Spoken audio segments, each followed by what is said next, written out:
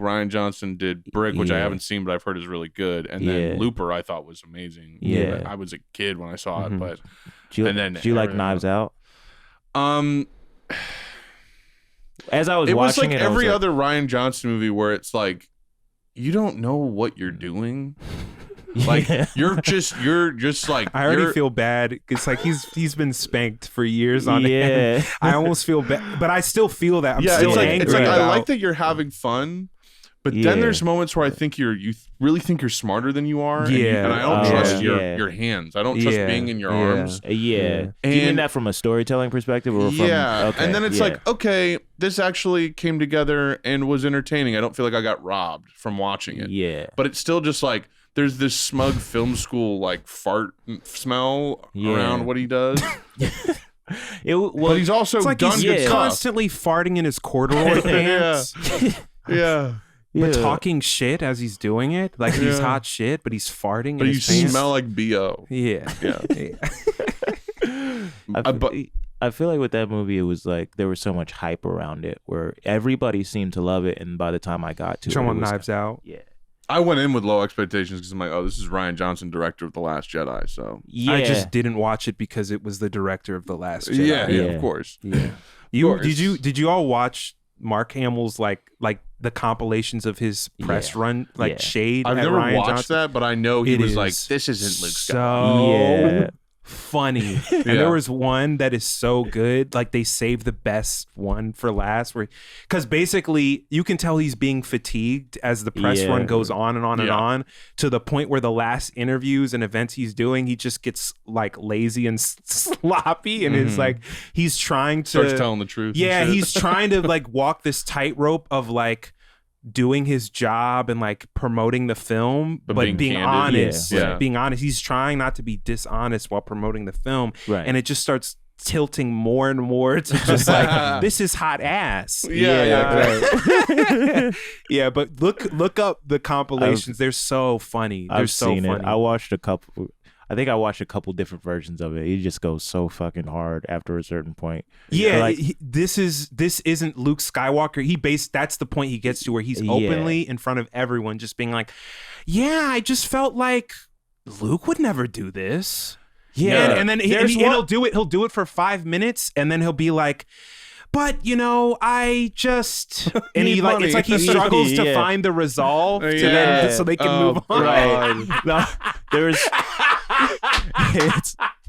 it's funny as fuck in the early ones. So funny. In the early ones, he's trying to be cordial, and he's like, "Look, you just gotta understand. It's new.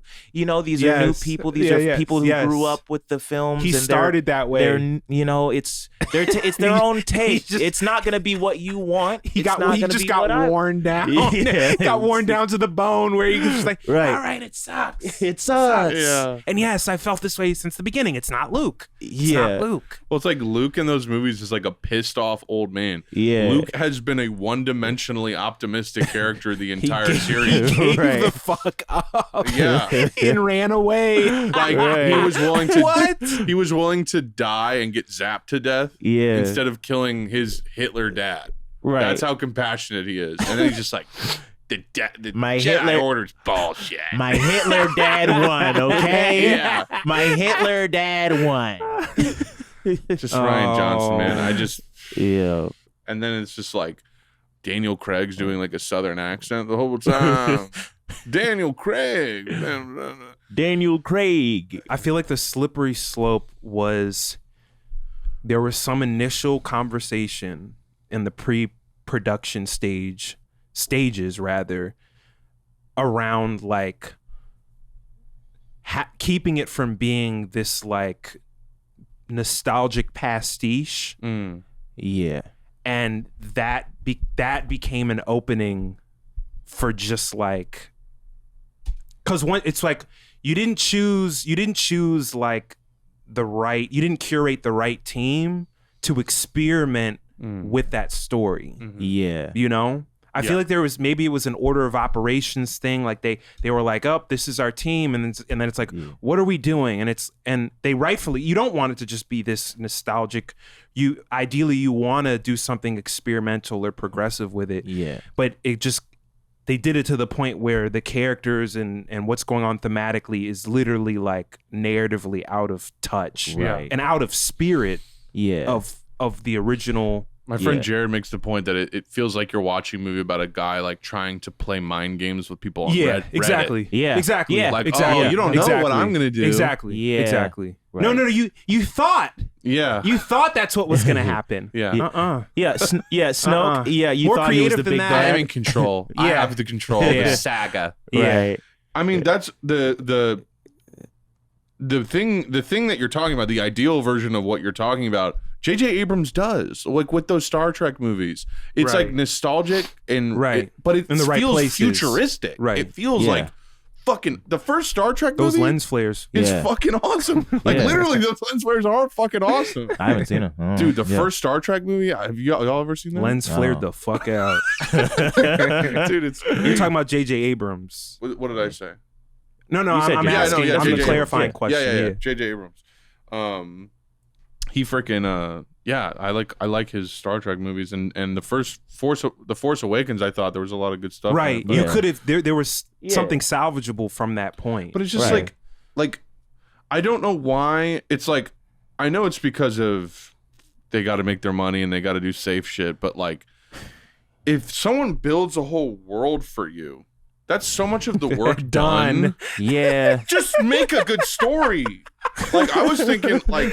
Wouldn't it be cool if there was like a slice of life movie that took place in like a world where blasters exist, like a noir, and like maybe the blasters fired one time, but it hits someone and it's like their fucking bones and shit are like the same, like it's like super realistic because it's like that's the one time the laser's getting fired. It's just like you have this cool ass world, and you can't like there was an idea to make like a Seven Samurai version, like a Star Wars version of Seven Samurai, where like some Jedi go and like liberate like a planet. Right.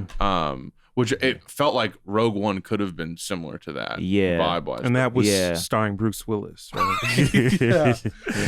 I'm gonna liberate Kashyyyk.